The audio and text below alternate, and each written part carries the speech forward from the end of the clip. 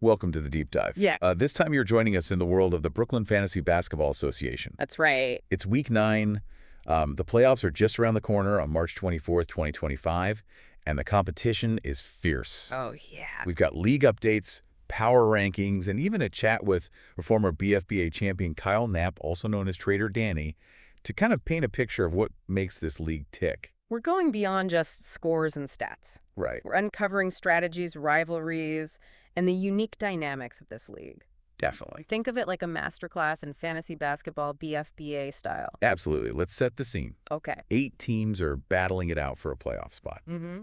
Right now, Randy's BXBA mob is sitting pretty at the top. They are.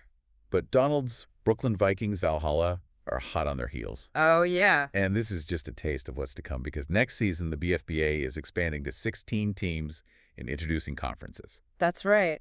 Imagine the intensity with double the teams. Oh, wow. It's going to be a whole new ball game, quite literally. And, you know, this actually ties in perfectly with the Conversations with the Commissioner episode that's coming up soon. Oh, really?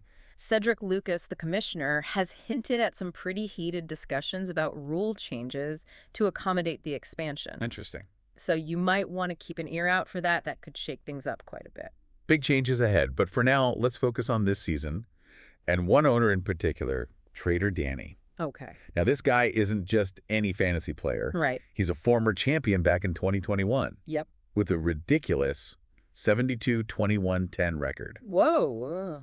Known for his calculated risks and a win-at-all-costs mentality. Mm-hmm.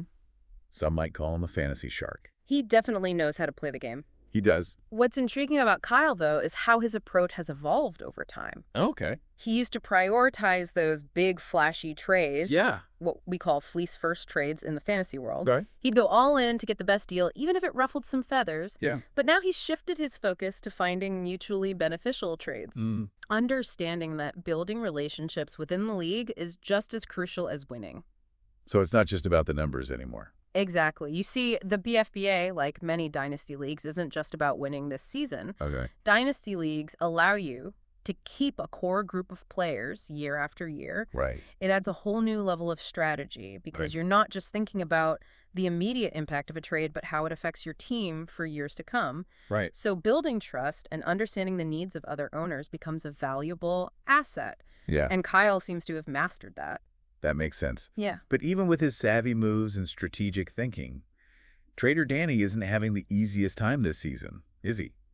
Not exactly. He's been hit pretty hard by injuries. Oh, no. And some of those bold trades haven't quite panned out the way he expected. I see. Like the Moses Moody trade, for instance. Oh, He yeah. took a chance on Moody's potential, So but it hasn't translated into the fantasy points he was hoping for. it's a classic case of high risk, high reward, Yeah. right? And sometimes those risks don't pay off. I bet that's a tough pill to swallow, Yeah, especially for someone who's used to winning. absolutely. But what's important is how you learn from those setbacks. Right. And that's what makes Kyle's story so relatable. He's not afraid to admit his mistakes and adapt his strategies. Good for him. In fact, he's been diving even deeper into analytics, trying to find those hidden gems and undervalued players that can give him an edge. So he's constantly evolving, Yes. always looking for ways to improve. But tell me, what exactly does he look for in a player? Okay. What makes someone valuable in the BFBA? That's a great question. And to understand that, you have to understand that the BFBA's unique scoring system, Oh, yeah? it places a high value on big men and players who deliver consistent double-doubles, Double. which means double-digit stats in 2 categories, like points and rebounds or assists and steals. Ah, so it's not just about racking up points. Yeah. It's about finding those well-rounded players who contribute across the board. Exactly. And this emphasis on specific stats has shaped the way trades happen in the league. Okay. Take Kyle's most memorable trade, for example. Okay. He managed to snag both Nikola Jokic, one of the most dominant centers in the NBA, and Jason Tatum, a rising star who can score from anywhere on the court. Wow. This trade nearly led him to a second championship. Wow, that trade for Jokic and Tatum sounds like a complete game changer. It was. What were the reactions like in the league when that went down? Let's just say jaws dropped. It was a power move. Yeah? That solidified his reputation as a shrewd negotiator. Hmm. But remember, he didn't get there overnight. Right. He spent time studying the league, Yeah. understanding the scoring system, Right. and most importantly, building relationships. Oh, okay. This brings us to another fascinating aspect of Kyle's story, his Yeah. rivals. Oh, yes, the rivalries. Every good sports story needs a little drama, right? Oh, absolutely. Tell me about Kyle's biggest rivals in the Brooklyn Fantasy Basketball Association. Early on, it was Damien, who owns a team called the Evil Empire. Oh, wow. It was a clash of titans, a rivalry built on mutual respect, Mm-hmm. and a shared desire to be the best. Right. But it was a quiet rivalry, more about strategic outmaneuvering than trash talking. So a battle of wits rather than words. Yeah. Interesting. Yeah. But you said that was his early rival. Who's he going head-to-head with now?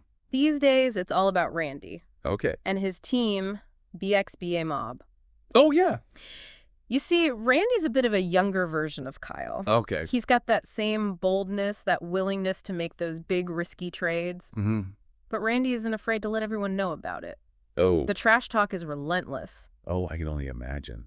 Sounds like things are getting pretty heated. It's all in good fun, of Right. course, but it definitely adds another layer of excitement to the league. Right. And with the BFBA expanding next season, Yeah. those rivalries are only going to intensify. Oh, wow. More teams, more owners, more chances for epic showdowns. It's like watching a dynasty unfold in real time. What's fascinating is how Kyle's approach to the game, his evolution as an owner, almost mirrors the evolution of the league itself. Yeah. Starting with that fleece-first mentality, Hmm. then shifting towards a more community-driven approach. Right. And now with the league expanding, I bet those relationship-building skills he's honed are going to be more valuable than ever. Absolutely. Which brings us to a question a lot of new fantasy owners probably have. Okay. What advice does a seasoned vet like Kyle have for those just starting out in this crazy world of fantasy basketball? Yeah. Spill the secrets. Yeah.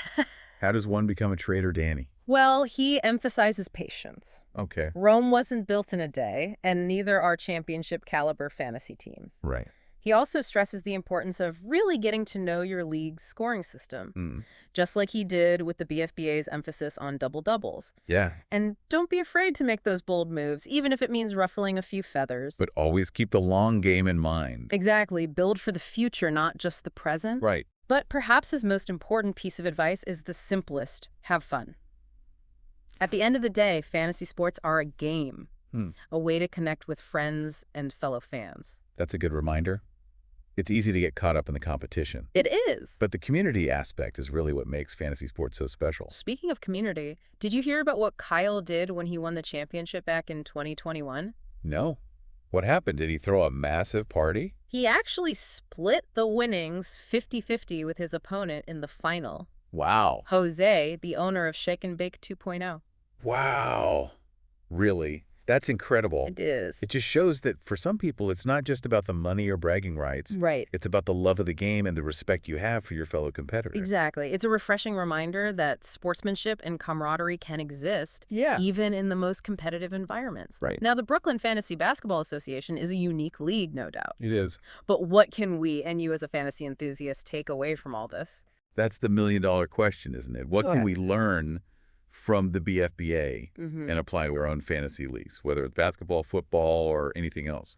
Well, for starters, it highlights the importance of understanding the nuances of your league's scoring system. Okay.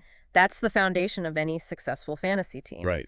The BFBA, with its emphasis on double-doubles, shows how specific scoring rules can drastically affect player values and trading strategies. Right. So you can't just look at overall points. You have to know which stats are weighted more heavily in your league and target players who excel in those areas. Exactly. And then there's the human element. Right. We've seen how Kyle's approach to trading has evolved, shifting from a purely transactional mindset to one that values relationships and community. Yeah. Now, obviously, every league is different. Right. But the underlying principle holds true.